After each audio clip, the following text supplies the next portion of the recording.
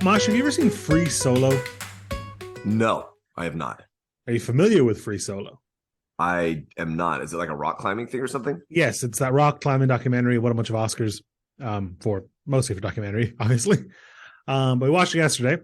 The documentary is all right. It's pretty good. But the culmination of it is that this dude, Alex, climbs El Capitan in Yosemite, which is a 3,000-foot sheer rock cliff with no ropes. Mm-hmm, mm-hmm. One of the craziest things I've ever seen in my entire life. Yeah. Absolutely buck wild. The quote is actually not to do with that. Well, it's related. It's to do with the spirit of the movie, I think. And it's a quote that I've loved for a long time, and it's very famous, famous reference by JFK when he's talking about the space program. And the quote is from George Mallory, who was one of the first sort of pioneers to try and climb Mount Everest. And he eventually died climbing Mount Everest, didn't make it to the top, wouldn't get summited for another 30 years. And he was asked, "Why do you want to climb Mount Everest?" And he says, "Because it is there."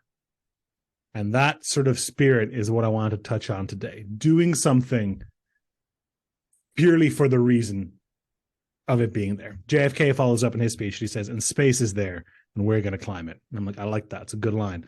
But I'm going to give George Mallory the credit here. Why do you want to climb Mount Everest? Because it is there. And that is reason enough.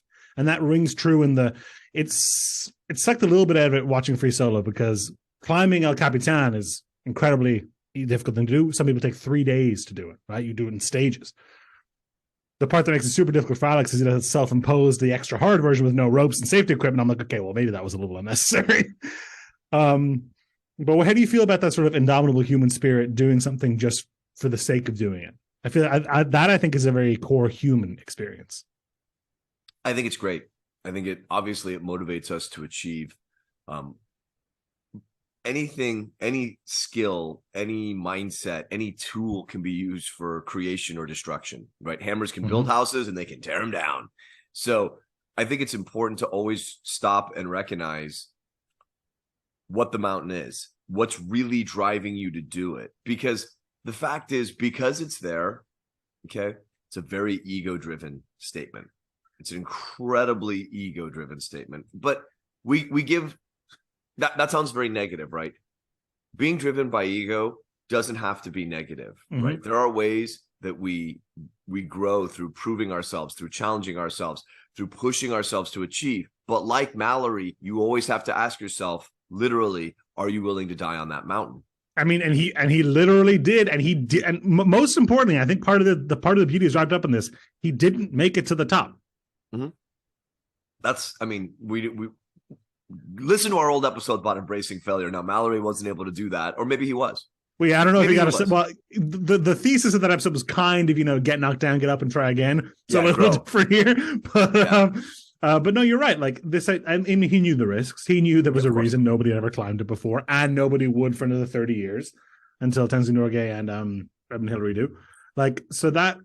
Nikki and I, my wife, disagree on this quite a lot, because she thinks this kind of stuff is pointless and should never be done.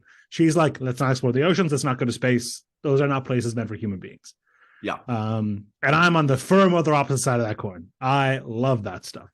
So exploration for exploration's sake, like, look, they're not going to find gold at the top of Mount Everest, right? They're unlikely to find some sort of undiscovered species. But the fact that nobody has done something alone being a reason to do it is very powerful. It is very powerful. And I think that when we turn these, where I really think the danger is in a lot of this stuff, and I always balance when we're talking about things here against my personal experience, but hey, that's the privilege of being the host of a podcast, right? Or being right. You get to hear, you get to pick the lens. I would tend to veer inwards. I think it's very, very easy to climb those Everests outside of us, and massively difficult to climb those Everests inside of us, which by definition, if we haven't summited those Everests, those internal Everests, no one has. We're the only ones who can do it. More than that, I feel like summiting Everest outside of us is a distraction that keeps us from the internal Everest, from conquering the internal struggles, vulnerabilities, issues we have that we should be addressing. Right. You're conquering the things that are most visible to others rather than things that are most important to you. Well, it's easier to slay the dragons outside of us than slay the dragons inside of us. I firmly believe that. But I don't want to twist your quote. I don't think that's really what the quote's meant to be about. The quote is about the way you put it, which I think is perfect, the indomitable human spirit. I think I'm a man who loves challenges, Mm-hmm. in the sense that when things become mildly difficult, they're annoying. When they become impossible, they become engaging in a challenge, which is so backwards.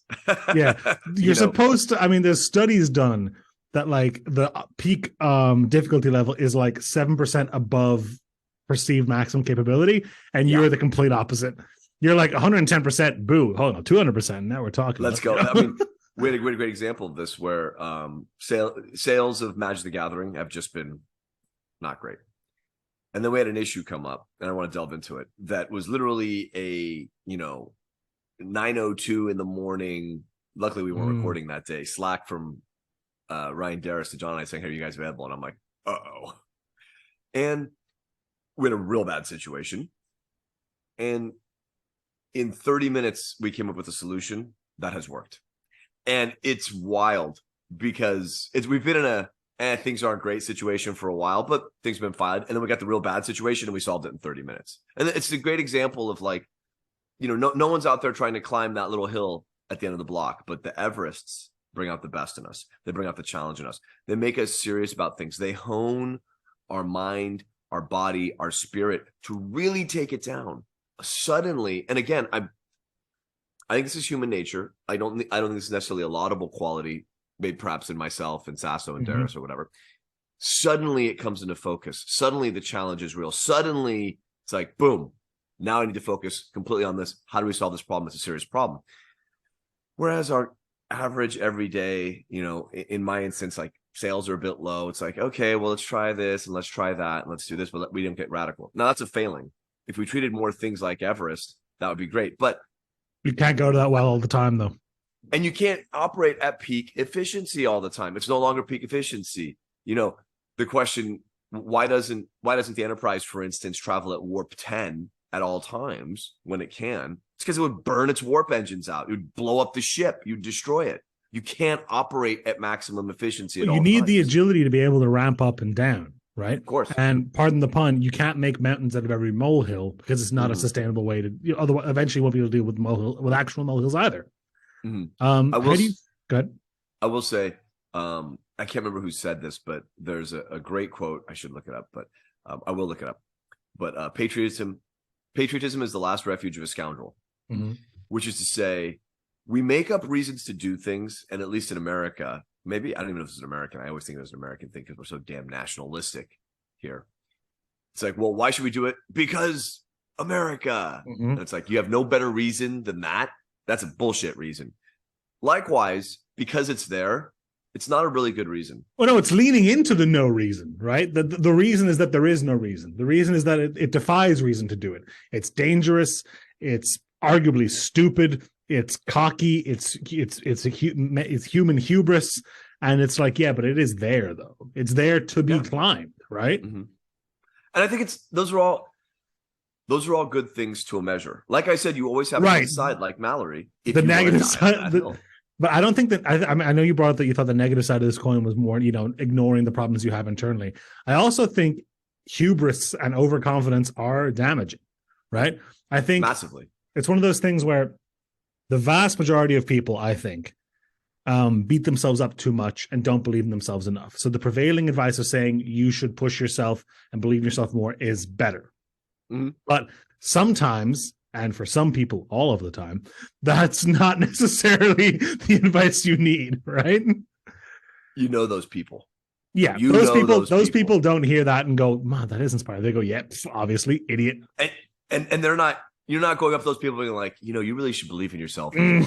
You should do this, you should do that. But there's famous stories of Michael Jordan specifically who needed that criticism, who wanted that fuel. It's like, I remember that game 5 weeks ago where you gave me that look like you were better than me. And now we're in the NBA finals and I'm going to screw you. It's personal now. And it's like, whoa, I was looking at Scotty. He was standing behind you, Michael. Nah, it's personal.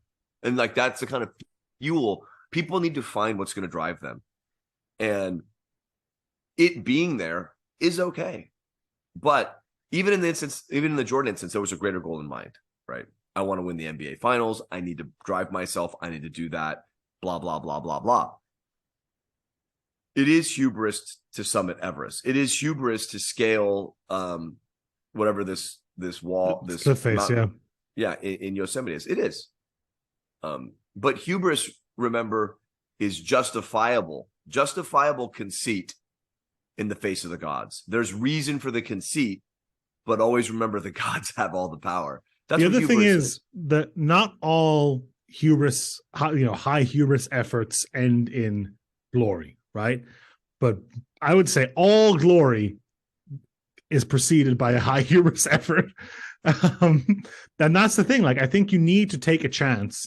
And hubris in this case is like, it doesn't necessarily need to be life-threatening, right? In Mallory's case and in Alex's case, they are life-threatening activities, and they both happen to be life-threatening climbing activities.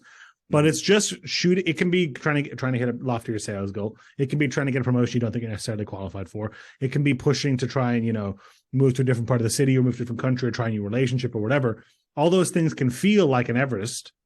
But it's all about deciding when you think it's worth it to double down, when you think it's worth it to ramp up, when you think you get that message in the morning and stuff's at the fan. I think those are all different, because you're not in most. I think you're not doing that just to do it. Are you really getting that promotion just to get the promotion? Are you getting that raise just to get the raise? Are you starting that relationship to start that relationship? Maybe moving to a new country you are doing. That's true. That's true. But even then, there's all kinds of like cultural enrichment and different things. I mean, I strongly urge anyone who has the desire to travel or live in a new country to do it. Just do it. That might be a bit more doing it for doing its sake, but, and we're talking about except there's only one Everest.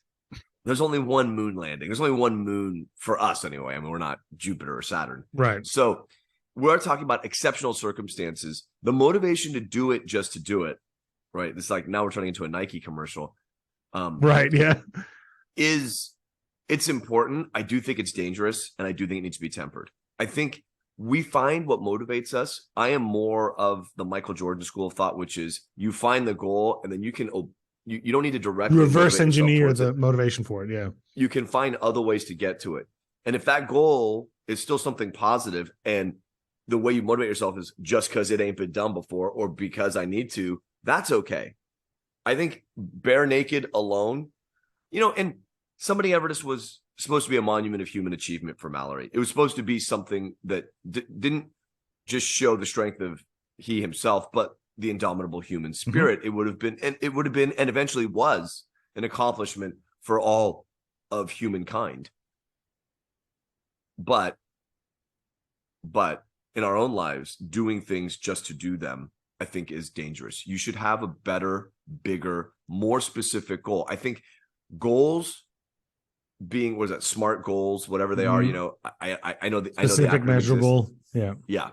That's far more valuable than we ever give credence to, because when we think about why we want to achieve things, we discover things about ourselves. When we think about and articulate why we have a goal, why we want to achieve it, what's in it for us, it's no longer just because. And you will learn so much about yourself and the environment you're in when you are forced to really sit down and ponder why you want that raise, why you want that promotion, why you want that relationship, why you want to move to that country. Once you start diving into why, now we're turning the Everest internal. It looks external, but there are things inside of us that are driving us to summit Everest, to get to the moon, to explore space, to go deep into the ocean. Even on a societal level, for the Americans at the time winning the moon race against Russia, there's so much that is said about our national consciousness. Now, personally, if you're Mallory, trust me, there's so much it says about your individual consciousness, where you're at spiritually, where you're at intellectually, and what you really want to do with your life.